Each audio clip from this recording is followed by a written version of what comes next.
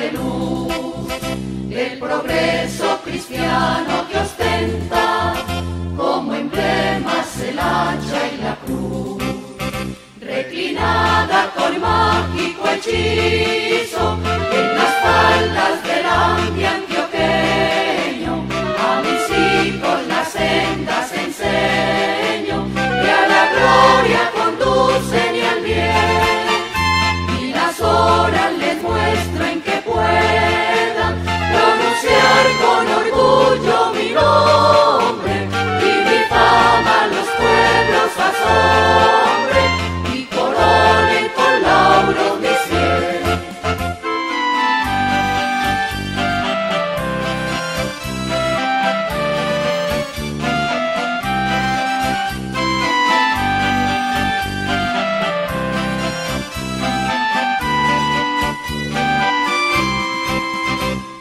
Senda marchar Santa Rosa, del progreso ceñida de luz, del progreso cristiano que ostenta como emblemas el hacha y la cruz.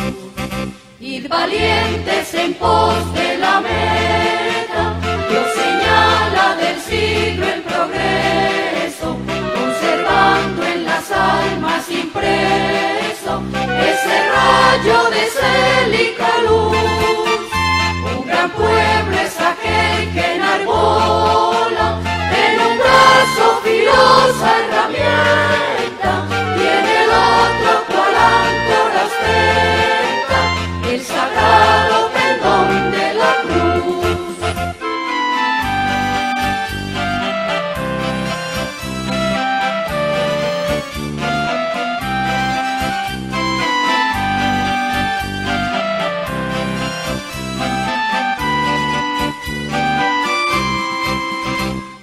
Senda marchal Santa Rosa, del progreso ceñida de luz, del progreso cristiano que ostenta como emblemas el hacha y la cruz.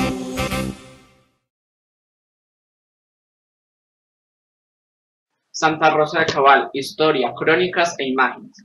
Debido a los enfrentamientos surgidos con Juan de Dios Aranzazu, propietario de grandes extensiones de tierra en Antioquia, los fundadores de la ciudad, liderados por Fermín López, salieron de Salamina hacia la provincia del Cauca y después de obtener en Cartago el privilegio de vecindad que los habilitaba para adquirir la propiedad de los lugares elegidos para el asentamiento, regresaron a Santa Bárbara, donde ya habían estado antes, y se establecieron en la planicie delimitada por la colina del Rosario, el cerro de Monserrate y el río San Eugenio.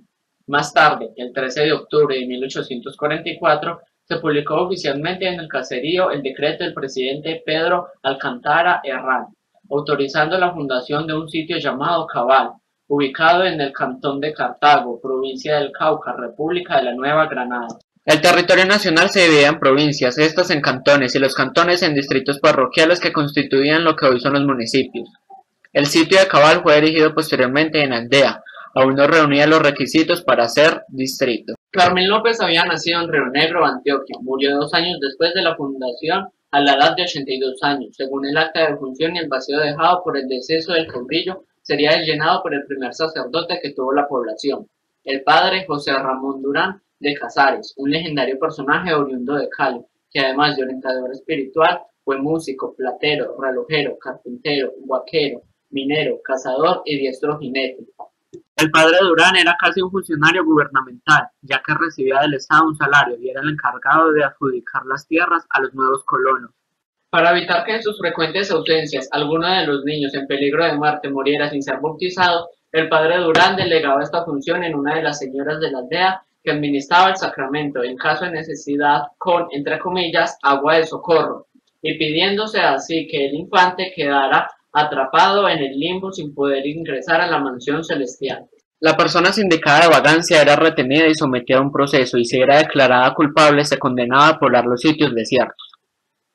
En 1847 el jefe del cantón envía al comisario de Cabal con escolta un grupo de vagos, entre los cuales había varias mujeres, sentenciados en Cartago a poblar esta localidad. Aquí se alojaban en toldos mientras hacían su caza de palmiche y después de un periodo de observación si su comportamiento era bueno, se les entregaba su respectivo solar. En marzo de 1850, los 550 habitantes de la aldea de Cabal reciben alarmantes noticias desde Honda, Ambalema e Ibagué, donde el cólera había causado numerosas víctimas. Las indicaciones dadas para prevenir la epidemia en la localidad estaban bien orientadas. Se decía que no era contagiosa, se aseó la plaza, el interior de las casas, se procuró mantener limpia el agua de los estanques y acequias. La basura fue evitada a sitios distantes y las paredes fueron blanqueadas.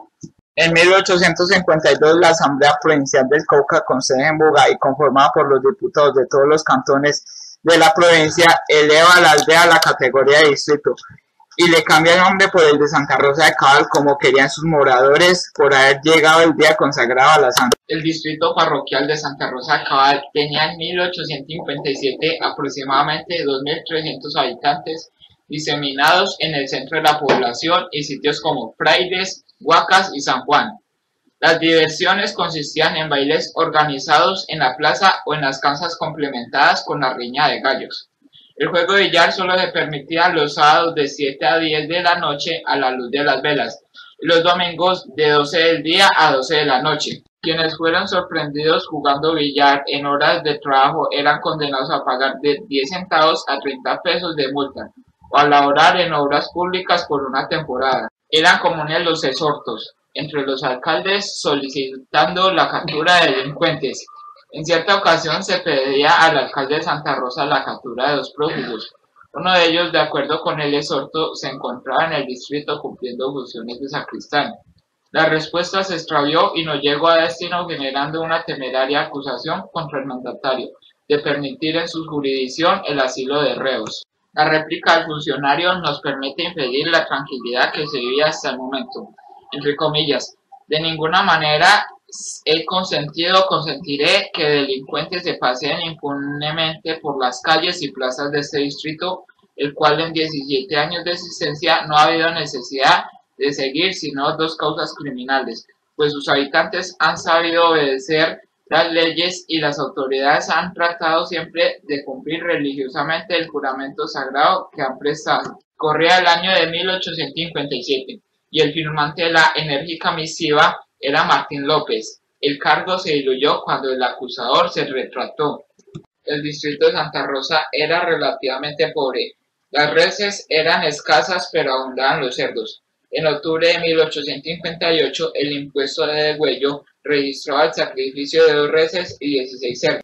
La proliferación de estos últimos generaban verdaderas sazonadas porcinas que causaban estragos en las casas de palmiche, obligando a las autoridades a reglamentar su tenencia por decreto cuya parte resolutiva expresada. Entre comillas, en 48 horas no habrá en la plaza y calles de esta población marranas de uno y otro sexo andando libremente. Era tan agudo el problema que se ordenaba el sacrificio en el acto del aludido semovimiento sorprendido fuera del corral y su carne donada a los presos y pobres. Nuestro país a partir de 1858 se llamaría Confederación Granadina y se dividiría en estados. Seguíamos perteneciendo al Cauca. En 1860, Tomás Cipriano de Mosquera, presidente del Cauca, atacó al gobierno legítimo de la Confederación. Los habitantes de Santa Rosa soportaron durante más de 2 años los excesos de la guerra. Para dar una idea del devastador panorama, describamos los gravámenes impuestos en los primeros 5 meses de 1862. El 31 de enero los habitantes tuvieron que pagar un impuesto de guerra de acuerdo con su capacidad económica. El padre Durán canceló 50 centavos, siendo el gravamen más alto. En abril se ordenaba reclutar a todo hombre mayor de edad. Quien eludiera el servicio sería declarado rebelde y sus bienes confiscados. El 21 de mayo se le exigió al alcalde la consecución de 25 callos. Si no cumplía con la obligación, debía responder personalmente con una multa de 80 centavos. El funcionario confiscaba a los semovientes, hacía su avalúo y le entregaba un dudoso documento a los propietarios para que cobraran el crédito al finalizar el conflicto. Los rebeldes encabezados por Mosquera triunfaron sobre las fuerzas del gobierno. En 1863 expidieron la Constitución de Río Negro, llamada por Víctor Hugo, entre comillas, Constitución para un país de ángeles. Este código posiblemente es el que más libertades había consagrado en el mundo hasta el momento. Llamó al país Estados Unidos de Colombia, le dio a las regiones una independencia casi total del poder presidencial con ejércitos y leyes propias, separó radicalmente las funciones de la Iglesia y el Estado, generando en estas instituciones un duro enfrentamiento que propiciaría en Santa Rosa dos dramáticos incidentes.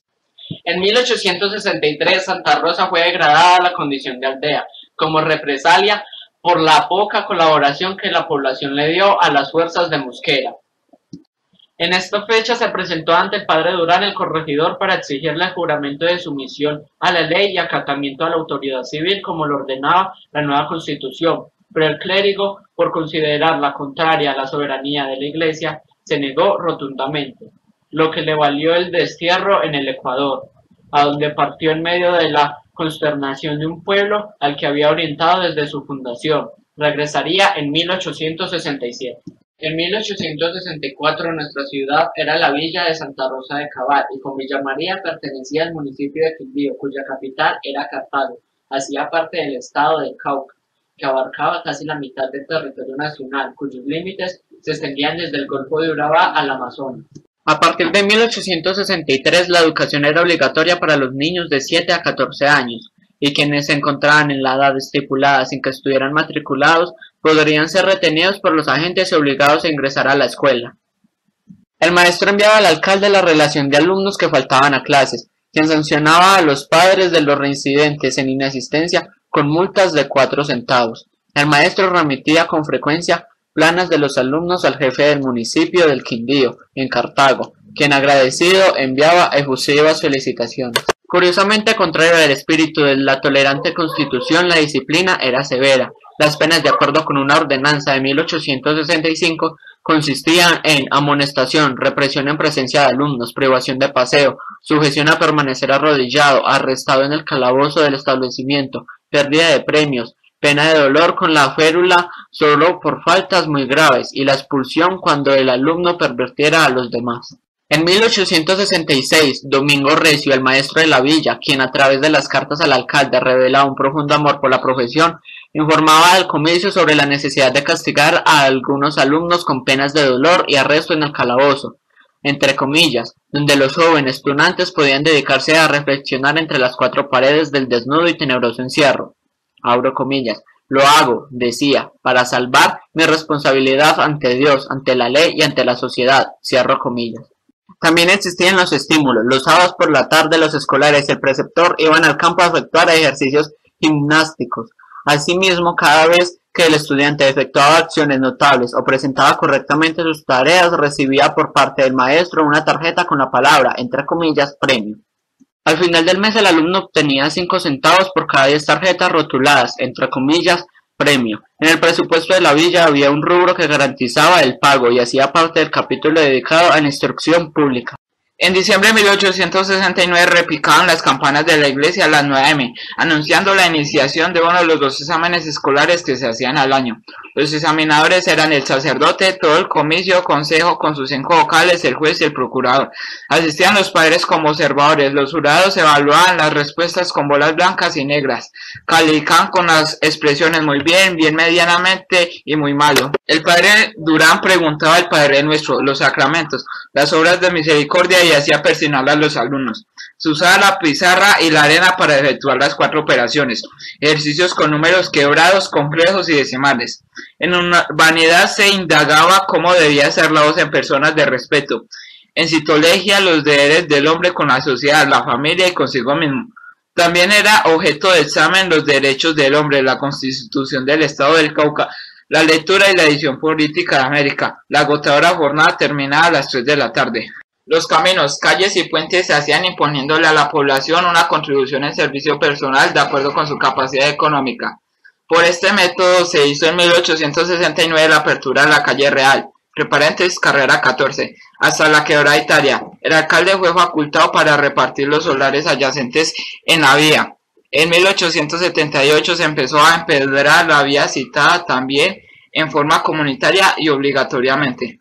En 1871 el duelo Iglesia-Estado se reanudó trágicamente. Los mercados se realizaban los domingos, pero el padre Durán, siguiendo instrucciones de la curia, propugnó para que se trasladaran al sábado. medida que fue rechazada por el alcalde y otros ciudadanos, creándose una atmósfera de tensión. El primer vendedor que intentó sacar su mercancía a la Plaza Alzado fue avaliado, pereciendo inmediatamente, originándose una grave trifulca que terminó con múltiples contusos y detenidos. El sacerdote excomulgó a quienes desobedecieron la orden de la curia. Fue el acto final de este legendario personaje. Abatido, se retiró a Cartago, donde murió. Culminaban más de 20 años de protagonismo en la historia de la ciudad. En 1878 se celebran en el distrito de Santa Rosa matrimonios civiles. Estas hipotecas sentimentales eran perfeccionadas unas veces por el procurador del distrito y otras por el alcalde. En 1878, quien fuera sorprendido en estado de embriaguez era conducido a la cárcel. Igual suerte corrían los menores que deambulaban después de las 7 de la noche. Cuando dos vecinos tenían intenciones de reñir, el alcalde los hacía comparecer para que dieran su, entre comillas, fianza de guardar la paz. Para ello, cada uno presentaba un fiador que se comprometía a cancelar 10 pesos cuando su patrocinado incumplía el acuerdo de no agresión. Existían cargos onerosos poco apetecidos porque carecían de sueldo y eran obligatorios. Hasta cierta época la alcaldía tuvo ese carácter. El maestro era el empleado que más ganaba. Al tesorero se le pagaba por sus servicios el 5% de los ingresos de la población. El posesionar se debía garantizar la pulcritud de su labor con una fianza en finca raíz. La Constitución de Río Negro, si bien es cierto, le dio a la educación un impulso sin antecedentes en la historia del país. Generó el caos total al otorgar excesiva autonomía a los estados, y mientras rigió, el territorio nacional fue escenario de sangrientos conflictos. Rafael Núñez propuso una nueva constitución, lo que generó en 1885 otra guerra civil que trajo a Santa Rosa hambre y desolación, viéndose obligada a la población a consumir el ovambo, un tubérculo cuyas raíces llegaban a tener la altura de un hombre y que en época de crisis servía como providencial alimento. En 1886 se expidió la nueva constitución de corte centralista, que le dio al país el nombre de República de Colombia. Seguiríamos perteneciendo al Cauca hasta 1905, cuando la población fue incorporada al departamento de Caldas, y desde 1966 la ciudad hace parte del departamento de Risaralda.